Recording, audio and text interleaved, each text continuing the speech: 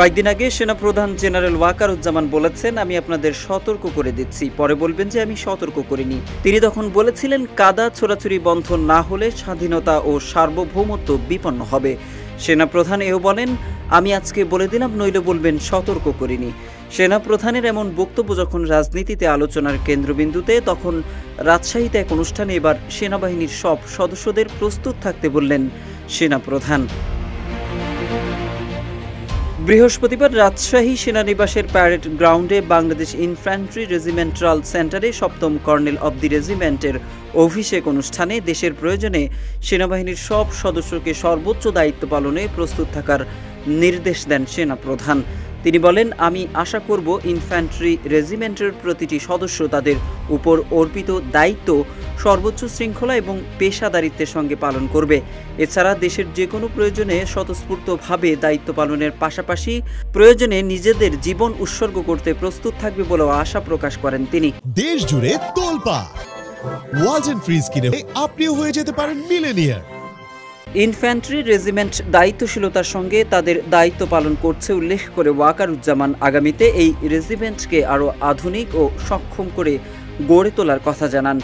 Infantry রেজিমেন্টের গৌরবোজ্জ্বল ঐতিহ্য এবং দেশ মাতৃকার সেবায় এই রেজিমেন্টের অবদান স্মরণ করে ওয়াকারুজ্জামান আন্তর্জাতিক পরিমণ্ডলে বাংলাদেশ ইনফ্যান্ট্রি রেজিমেন্টের ভূমিকার প্রশংসা করেন এবং প্রতিটি সদস্যকে অভিনন্দন জানান।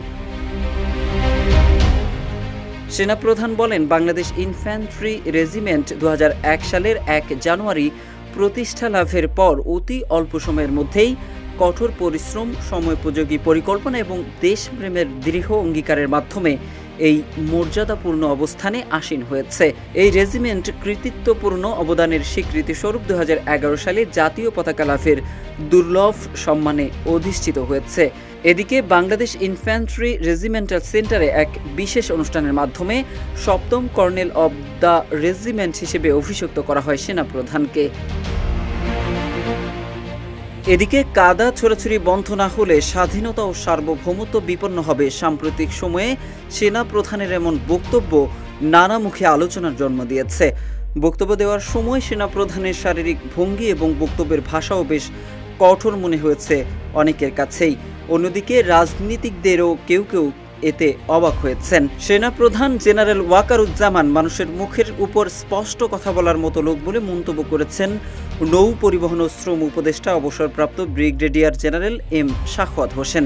অন্তর্বর্তী সরকারের এই উপদেষ্টা বলেন, সেনাপ্রধান কোনো কথা না বুঝে বলেননি। মোহাম্মদ সাইফুল ইসলাম, ইত্তেফাক।